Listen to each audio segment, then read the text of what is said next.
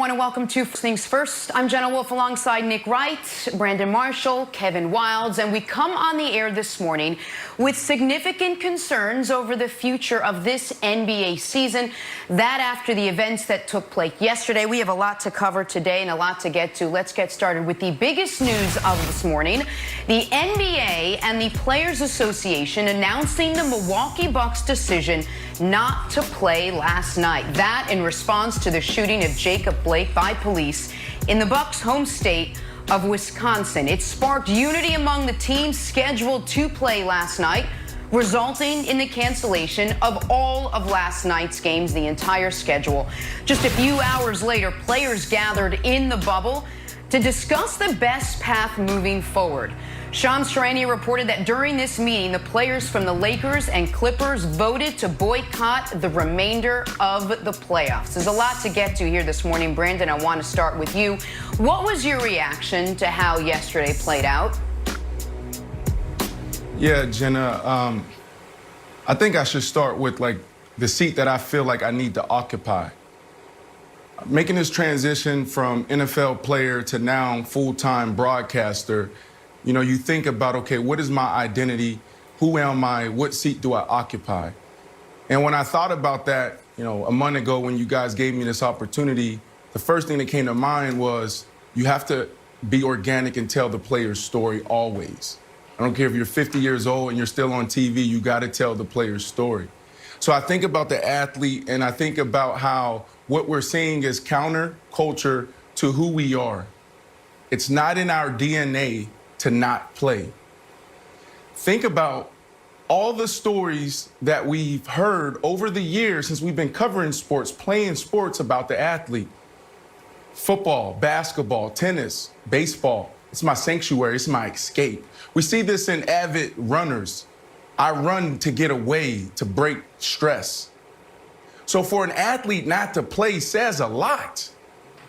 The very things that they have been escaping to the gym to get away from are the things that they're using the court to talk about and to highlight. It's not in our culture to not play. We've always had this mentality, this machismo mentality of whatever's happening at home, whatever's happening in our neighborhood, it doesn't matter, we play. When I think about this, I think about leadership as well.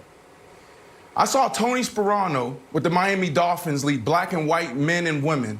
I saw Coach Todd Bowles make the tough decision fast. I saw Pete Carroll rip up a script and start over because it wasn't working. This is not on the athlete. It's too much to bear. Why do we continue to put all the weight of the world on the athlete? This is not the athlete's responsibility. It is our responsibility to lead responsibly, but it's not our responsibility to carry this conversation. It starts with Mr. President, Donald Trump. Where are you? Where's the tweet? Why aren't you walking with us? Why aren't you standing with us? That's the beauty of professional sports. We see leadership play out every single day, the good, the bad, the ugly. It's on display no matter if you like it or if you don't. So when I think about this long-running theory of sports being a microcosm or sports being a reflection of society, I think about, well, society is broken. So Jenna, it leads me to believe that sports should be broken too. Nick, Brandon, what was your reaction to everything that happened yesterday? Yeah, I'm just incredibly sad. And, you know, Brandon, you just said, and listen, I apologize on the front end. We're going to get through this show. I'm going to do my best. You said, what seat do you occupy? And the seat I occupy is I'm a dad. I take this job incredibly seriously. I think everybody knows that. I love this job so much. But ultimately, what I am a representation of my family and the people I love. And listen, I'm cloaked in all the privilege one can have.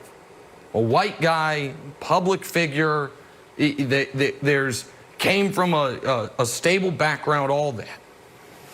But I got a 22-year-old, 6'4", incredibly handsome, big, intimidating to others black son, and a 15-year-old, beautiful black daughter who came to me yesterday in the kitchen talking about she was riding her bike yesterday past the cops and turned and went in the other direction. And I only say that in the context of this because I just thank the NBA players for doing what they can to try to make the world a better place for all of us and for our kids and our families. Because what America has unfortunately shown so clearly is there is a giant segment of the population that their care or concern with black people goes as far as they are willing to entertain them. And so you have some of the most powerful black people in America withholding what many people view as their only value to America. And I don't know what the end game here is, but I do know that many of these guys went to bed Sunday night, as I did, with the final images we saw on our phone was a man being shot in the back 7 times. And we woke up Wednesday morning and the first information we got was some teenage vigilante had gone and murdered a couple people in the protests. And in the meantime, what we saw on our phones was folks trying to justify both instances. Justify the murder of Jacob Blake and justify the murder of the alleged murder that the Kyle Rittenhouse did. And it is